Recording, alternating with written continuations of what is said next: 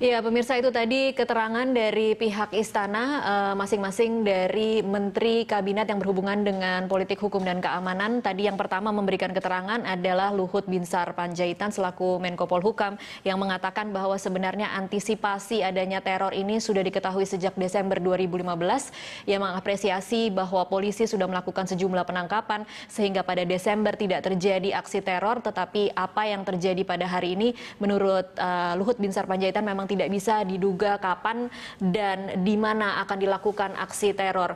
Kemudian yang juga diapresiasi adalah penanganan yang cukup cepat karena terjadi sekitar pukul 10.50, tetapi pada pukul 15 atau pukul 3 sore tadi sudah bisa dibersihkan lokasinya dan sudah bisa dilalui kendaraan lagi.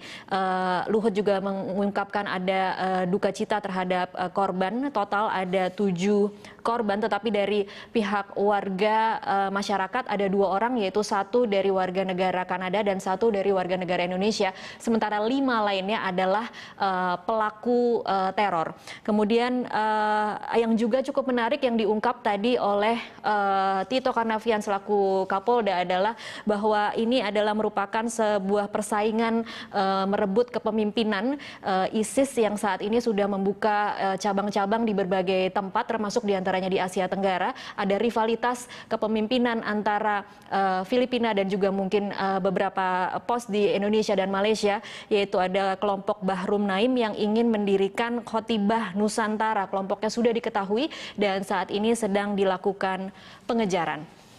Dan pemirsa, saat ini telah hadir bersama kami di studio pengamat terorisme Mustafa Nahrawardaya. Selamat sore, Pak Mustafa. Selamat sore. Iya, Pak Mustafa, tadi kalau Anda tadi berada di lokasi? Ada di TKP. Ada di TKP. Ya. Sebelum kejadian atau jadi pas kejadian memang saya ada perjanjian dengan teman-teman. Memang jam itu adalah jam-jam untuk berkumpul ya di tengah kota. Saya biasanya di sekitar Sarinah. Ini kumpulnya karena memang sudah tahu akan ada teroris itu atau bagaimana?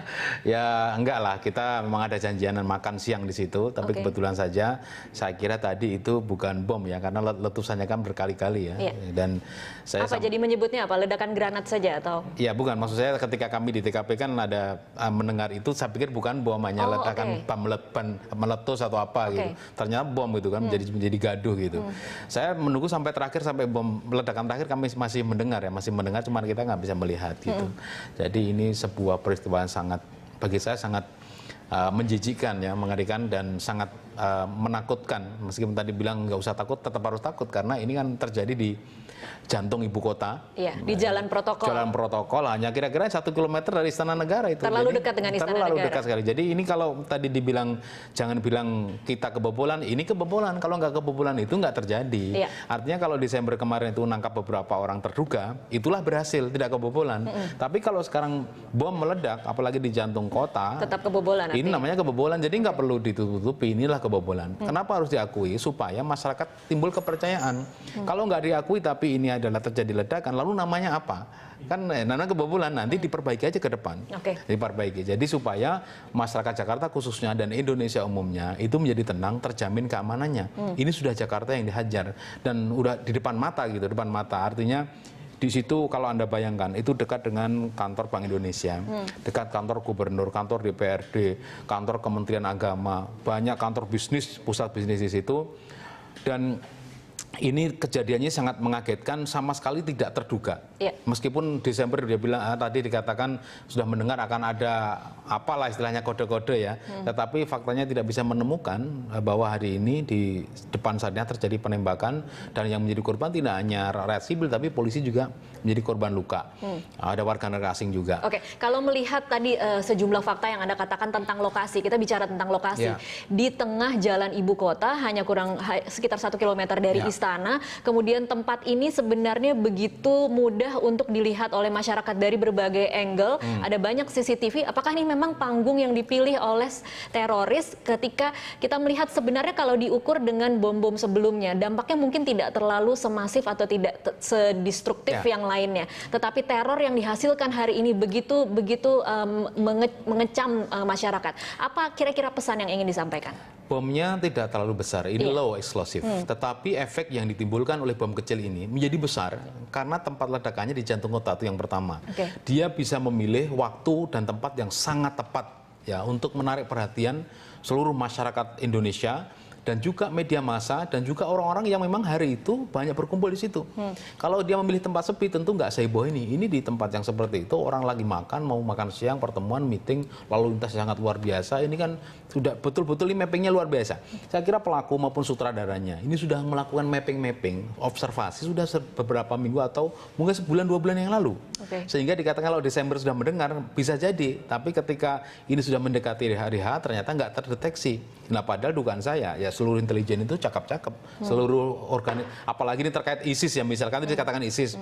Saya kira semua kelompok ISIS ini sudah ditempelin oleh intelijen, mau dihentikan mau diteruskan, itu saya yakin intelijen sudah tahu. Ini sampai seperti ini berarti sama sekali intelijen tidak tahu. Oke, berarti ini mungkin tidak terkait sama sekali dengan jaringan yang sudah ditangkap pada Desember lalu. Atau ini sesuatu yang tidak terdeteksi? Tadi kan tidak terdeteksi, jaringannya ada, tetapi lokasi dan waktu kan nggak terdeteksi kapan. Dan ini anehnya, mestinya di ring 1 ini nggak boleh terjadi seperti ini. Kalau di Kuningan masih mending lah. Ini di jalur protokol, ring 1 yang biasa dilewati oleh Pak Presiden, Wakil Presiden, semua menteri lewat di situ. Sehingga kalau ini sampai kebobolan seperti ini, tentu ini sangat memalukan, harus diakui. Dan ini, fenomena ini baru pertama kali terjadi. Kita biasanya mendengar peristiwa teroris itu atau peristiwa teror itu dari aparat saja. Ada baku tembak, taunya dari Humas. Ada perlawanan dari Humas. Ada kekerasan dari Humas. Tahu-tahu orangnya udah meninggal, tahu-tahu udah ditangkap. Tapi ini kejadiannya di depan mata banyak orang. Saya kira itu banyak orang menyuting dari atas gedung karena kejadiannya hampir 30 menit kan. Jadi berani di tempat umum, di depan hidung kita, di depan pocong kamera, artinya kelompok ini betul-betul sudah terlatih, terukur, dan mereka memiliki persiapan dan perencanaan yang tinggi. Nah, kalau dikaitkan dengan ISIS, ya mungkin saja. Tetapi kalau dia ISIS mau mendirikan negara Islam dengan seperti ini, jadi nggak masuk akal. Maksud saya, tidak mudah kita menyimpulkan, oh ini terkait dengan ISIS. Tidak hanya dari pengakuan. Kalau pengakuan mereka bisa terpaksa mengaku supaya dia aman, mengaku ISIS. Tetapi kalau dengan logika, mau mendirikan negara Islam, kok dengan bunuh diri atau dengan membunuh orang, kan nggak masuk akal. Nah, kemungkinan yang terjadi adalah kelompok ini sebenarnya nggak ada kaitan dengan ISIS. Tetapi untuk mencari eksistensi, karena sudah terjadi seperti ini, yang masih hidup sekarang ini kan ada yang ditangkap hidup, ada yang mati. Yang hidup ini lebih aman mengaku sebagai ISIS.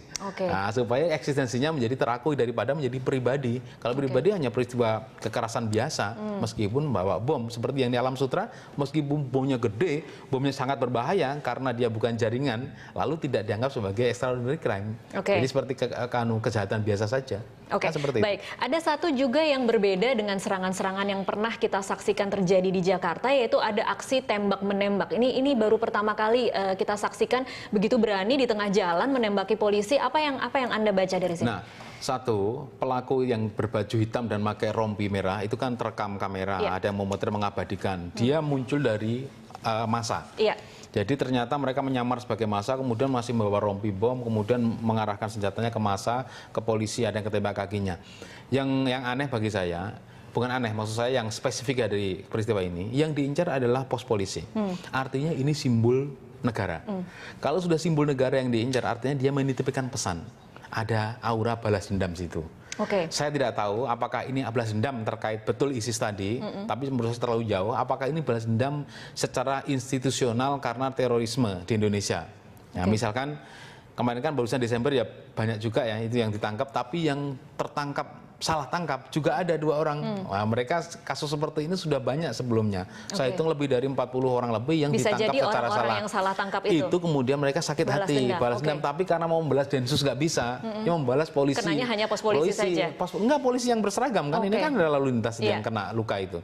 Kalau mencari polisi yang kayak Densus kan susah pakai topi kayak begitu. Tapi kalau polisi yang berseragam di pinggir jalan yang lalu lintas paling gampang itu. Apalagi ada di pos polisi, sudah dibom aja di situ. Nah, maksud saya ini ada yang baju hitam yang ada di tengah jalan itu. Kok dia pertama kali ini terjadi? Sebelumnya nggak pernah ada, mukanya terbuka. Biasanya teroris-teroris itu kan waktu di CIMB merampok bank itu banyak terorisnya, semua berpakaian tertutup supaya nggak dikenali masyarakat. Tapi ini berani terbuka. Bahkan saya lihat aksi-aksinya itu seperti sudah terlatih sekali, badannya kekar, tegap gitu.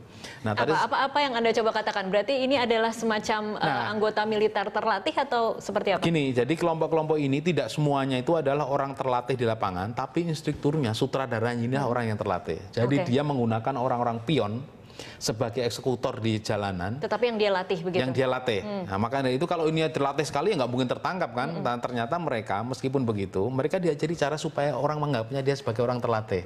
Jadi dia meskipun kelihatannya badannya bagus, terlatih pakai apa nih, apa tuh namanya, penutup tangan seperti film-film itu, tapi dia tertangkap juga. Jadi yang di rompi itu tertangkap dan kemudian isi rompinya dibuka, ternyata di sini ada granat rakitan, ada pistol rakitan dan seterusnya. Dan itu apa namanya, tentu ini baru kali ini saja karena sebelumnya nggak pernah ada berani. Ya meskipun teroris itu dianggap sebagai kelompok yang berani mati, tapi selama ini nggak pernah menampakkan wajahnya. Nurdin aja juga begitu, cuma gini-gini doang pakai apa itu penutup kepala. Kalau memang tadi kita lihat memang serangannya secara terbuka, kemudian terlihat gerakannya dan serangannya seperti terlatih. Ya. Kenapa harus yang tetap baju hitam yang baju hitam ini? Kenapa masih tetap kemudian harus bunuh diri? Nah, ini saya nggak tahu ini apakah ini jadi bunuh diri apa tidak, tapi tas yang ditemukan di TKP masih utuh. Masih utuh, tasnya masih utuh ini. Jadi nggak remuk. Kalau dia bunuh diri meledakkan diri, tentu tasnya hancur lebur. Wong dia saja mati kok, masa tasnya masih utuh gitu kan. Tasnya ini ditemukan masih utuh. Saya belum tahu rilisnya apakah tas yang dibawa oleh pelaku ini adalah tas yang ditemukan di TKP. Kalau yang terlihat sama sepertinya.